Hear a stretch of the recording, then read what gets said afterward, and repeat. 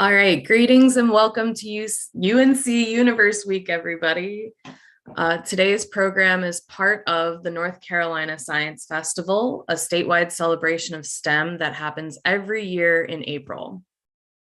This morning, we are pleased to be joined by our friends from UNC Chapel Hill's STEM Innovation for Inclusion in Early Education Center.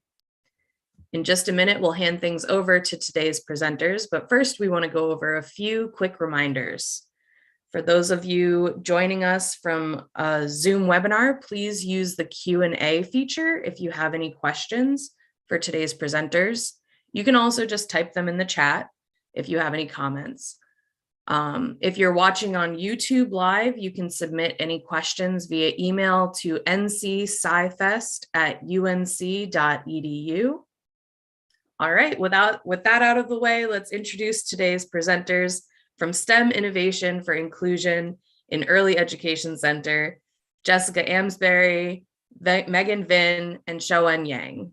Take it away, friends.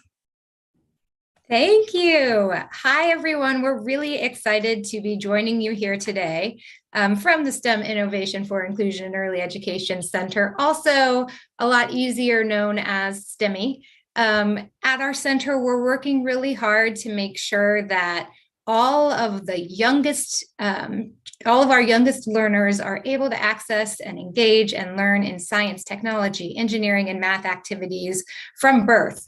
So we're really excited to be here today to share with you one of the activities that we're working on.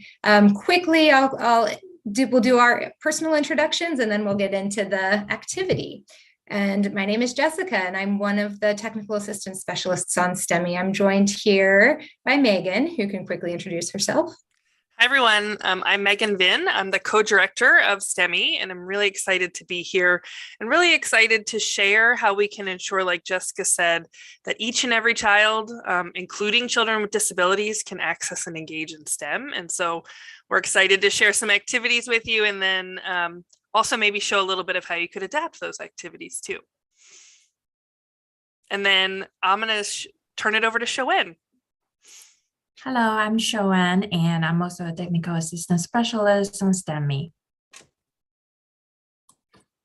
Great. Thank you, everyone. So before we get started, I'm going to spend a little bit of time talking about the concepts that we're going to be engaging in this super fun activity. So part of STEM, as many of us know, is technology, and that has to do with computers. And computers, actually, I'm gonna raise this as a question, and I know I cannot hear you all, but who knows how computers work? Just raise your hand, tell your teachers, tell your friends if you know how computers work. Well, it's really, really interesting. They are programmed by people in codes. So essentially, people put codes into computers, and the computers are able to interpret those codes and carry out the tasks that the people put in. And there are some really important concepts that people need to understand before they can be programmers and coders. And those concepts fall under the umbrella of what we call computational thinking. I know it's a big word, but it's really something that you all are doing every day in your schools, in your classrooms, in your homes, in your nature walks, when you're having snacks. All kinds of things you do are actually computational thinking. Today, we're going to focus on two of the big concepts that fall under this computational thinking umbrella, what computers do. One is this idea of representation. So something can stand for something else. You'll see as we go through this activity, we have little shapes that stand for movements. And then if we have time, we can turn it into shapes that stand for sounds. And then we use these symbols to represent something else. And so then computers and programmers put those symbols in a sequence together in order for computers to do their jobs. So what we're going to do is put our symbols in a sequence together in order to do a dance or make a series of sounds. And so that concept is called sequencing. It's putting those symbols in an order. And then eventually, this is another big word, but it's one that's lots of fun to use. When you're putting steps in a particular order and to do something, to complete a task, to make a sandwich, to solve a problem, then you're writing an algorithm. So you have step, step, step completion. And if the symbols, if the steps were followed in the right order and the task was completed, then you wrote and followed an algorithm. I know that's a lot of information at once, and you probably just want to get into the fun part. But I wanted to give you these conceptual pieces of knowledge before we jumped into that. So without further ado, well, actually, there is a little bit. We're going to stretch our bodies out first before we get into this movement activity. You can do this if sitting down, you can do this standing up, you can do this however you want, but I'm going to do a series of movements for you all to carry out. And my friend Megan is going to be doing it in a chair in case you are seated and adapting so that children can engage, all the children can engage in this activity. So the very first thing we need to do before we start dancing is warm our bodies up. So if you're able to stand up, please do so. I'm going to try to do my best to stay within my computer screen.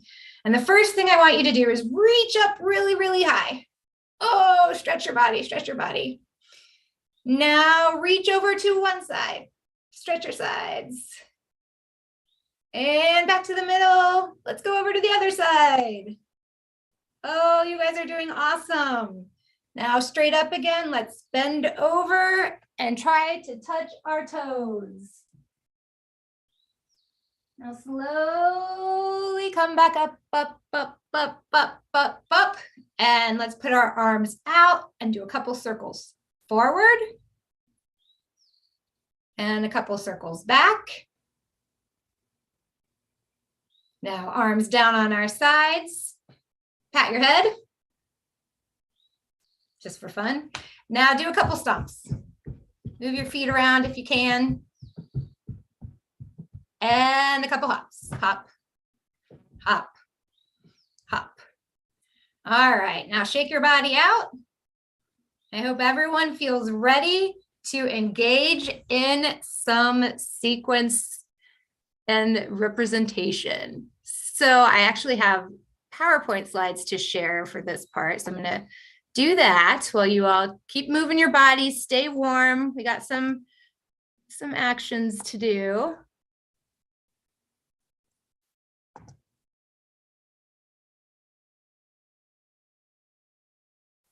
And my computer is working. See, my computer is currently trying to understand the codes that are going into it so it can interpret what I want it to do. And it's taking its time. Do you see, Megan, do you mind telling me, do you see the presenter again? Nope, you got to swap. I do have to swap. Yeah, Okay. you do. All right, apologies, but I can do that.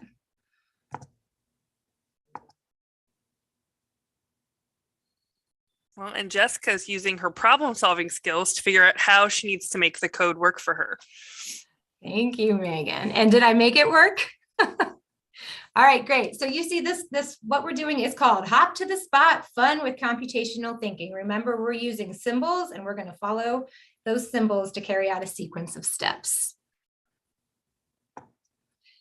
First, we need to learn what each symbol is going to stand for.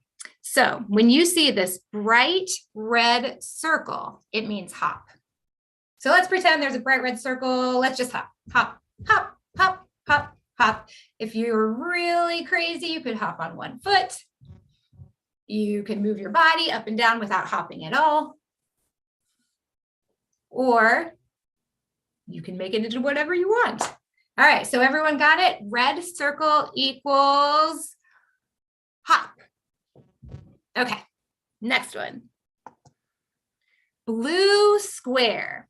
That is going to mean clap.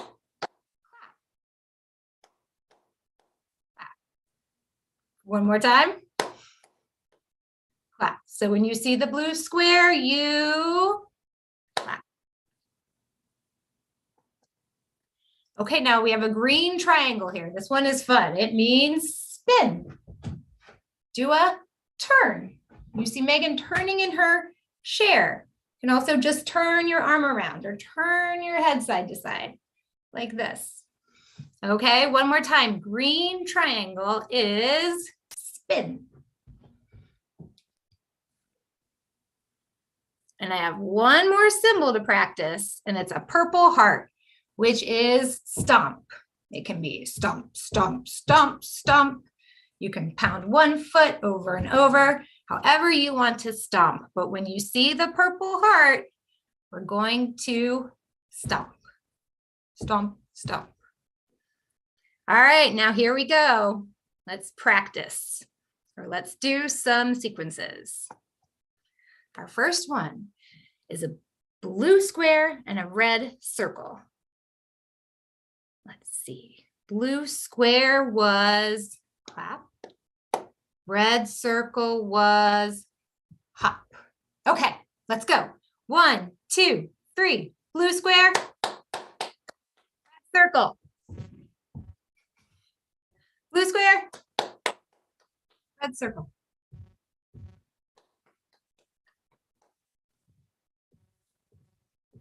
So fun. And when we do it over and over again, it's a pattern. When we do something, something else, something, something else, we're also making a pattern.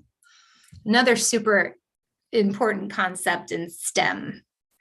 Okay, now I'm getting out of breath here. Let's move on to our next sequence. Green triangle, blue square, purple heart. Who remembers what a green triangle is? Spin. Who remembers what the blue square was? And the purple heart? Stop. All right, so let's go. 1, 2, 3.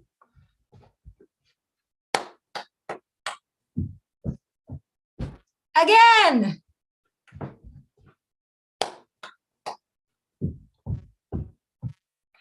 We did a spin, clap, stomp sequence, and we turned it into a pattern when we did it 2 times in a row. Okay, I think I have one more sequence for us to follow together, and then we'll come back together and talk a little bit about what we've been doing. Okay, now this one already is a pattern, and it goes red heart, circle, red heart, then circle. Red heart, that means stomp. It's not a red heart, it is a purple heart. Don't listen to me. You ever have those psychology tests where you have the shapes and the colors? And all right, so purple heart is stomp, and red circle is hop. So this is all with our legs. Purple heart, stomp. Red circle, hop. Okay, so let's do it together. On 1, 2, 3.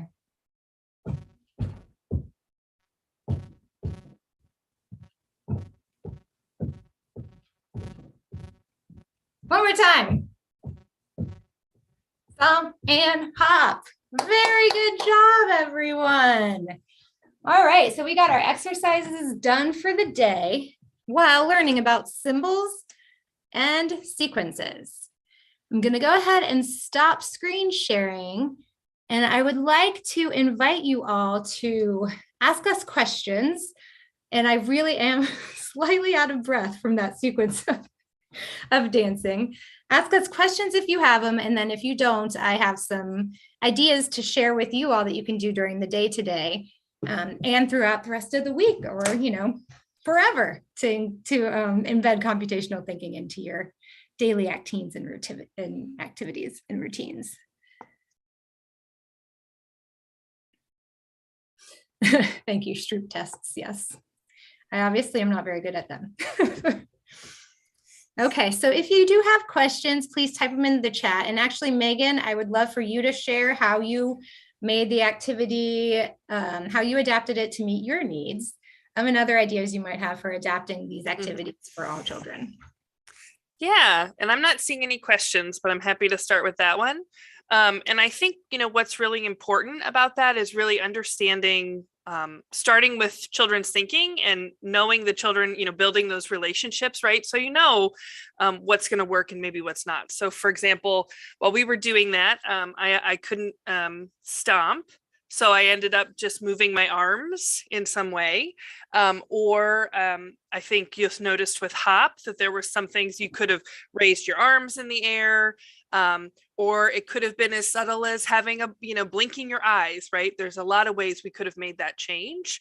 Or I think the nice thing about this activity, like you were saying, Jessica, is you made up what each of those meant. So I think if we know the children in our class, we can really think about what are the things that we can all do together that's going to help everybody to feel included within that activity. And actually, we all could have done it from our chair, right? And it would not have changed the sequence or the fact that we were doing computational thinking, and we would have all been doing the same thing together. So I think there's a lot of ways that you could do that. And STEMIE, we have some great adaptation guides. If you're interested in that, we can put that in the chat too for you. Mm-hmm. And I don't know, Jessica or Shoen, are there other things you want to add to that? I would say too, yeah. The symbols don't have to be something that you look at, right? It could be something, a texture that you feel. And so if you were visually impaired, you could feel a series of things and then carry out the actions in that way. We had visual cues with this activity, but you can also, help children remember by having a code book that has pictures of what each picture stands for, or for our older kids that could be actual words if they can read. Those are a few adaptations.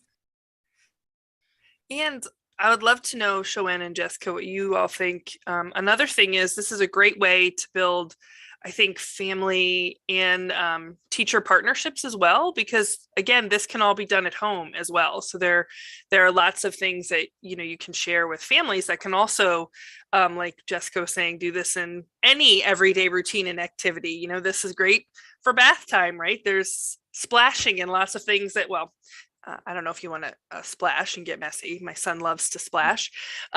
He's 7, by the way. So we should be done splashing, but we're not.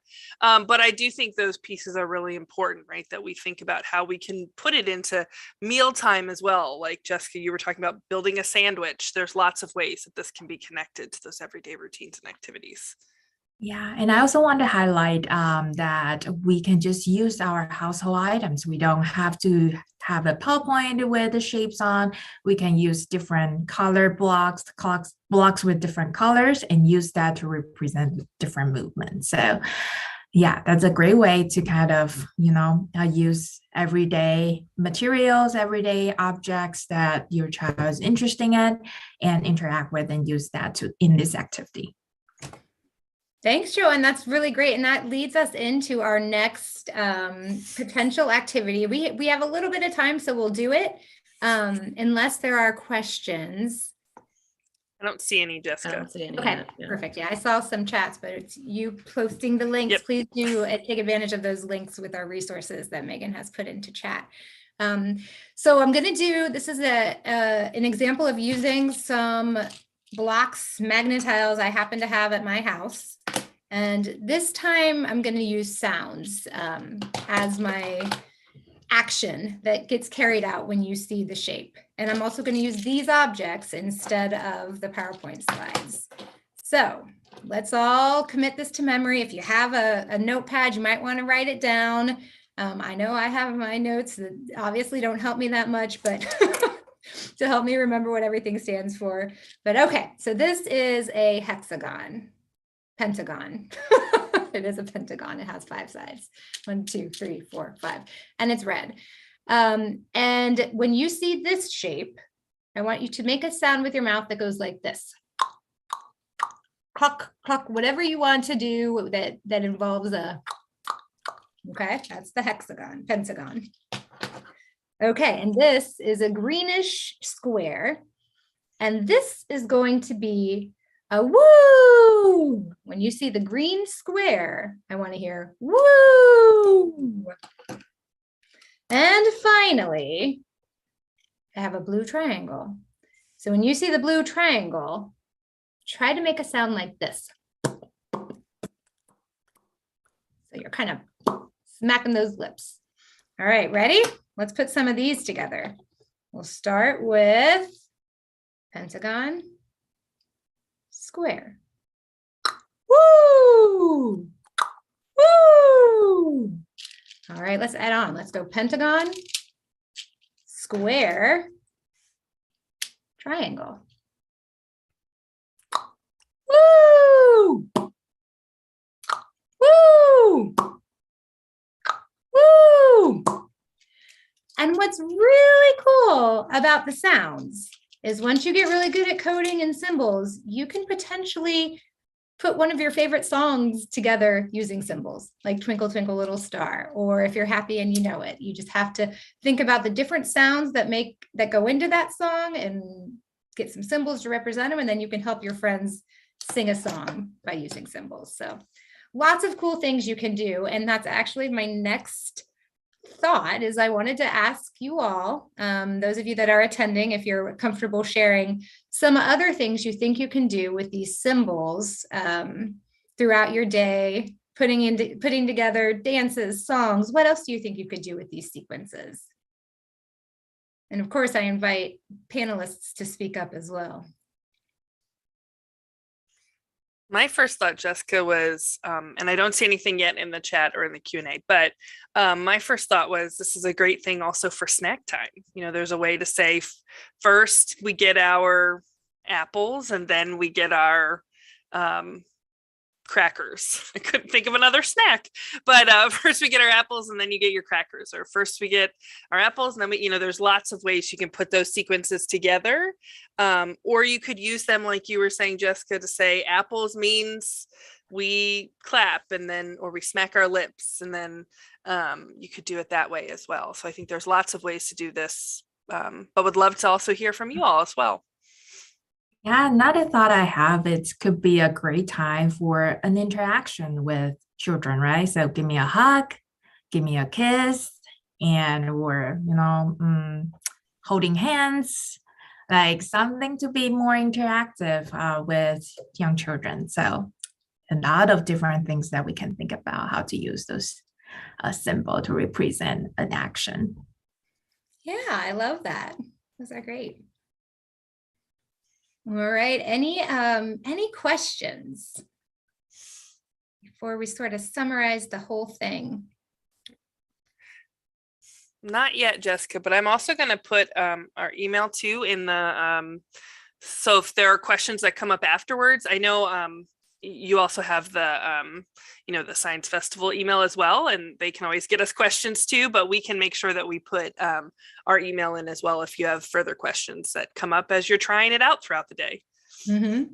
Yeah, and that's what we would like you to do, is to invite you to continue paying attention to the sequences that you do during the day, and think about how many of them actually are algorithms where you're following steps or putting steps together in order to complete a task or solve a problem. It's a really cool concept, and it's really important that we understand that this is happening in our daily lives, and eventually that'll lead us to future careers as computer programmers and scientists and technologists. Is that a thing? I don't think so.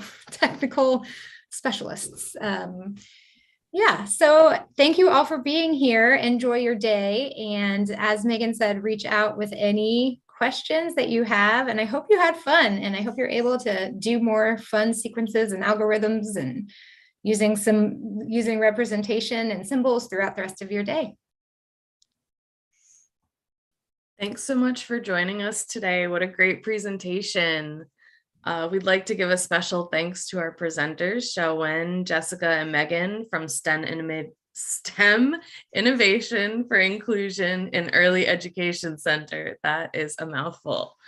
And we'd also like to thank the Biogen Foundation and the rest of the NC Science Fest sponsors for making this programming possible. Remember, you can find more fun programs like this all month long at ncscifest.org. And I'll drop that link in the chat. Thank you. And you can always just say STEMIE. That's a little easier.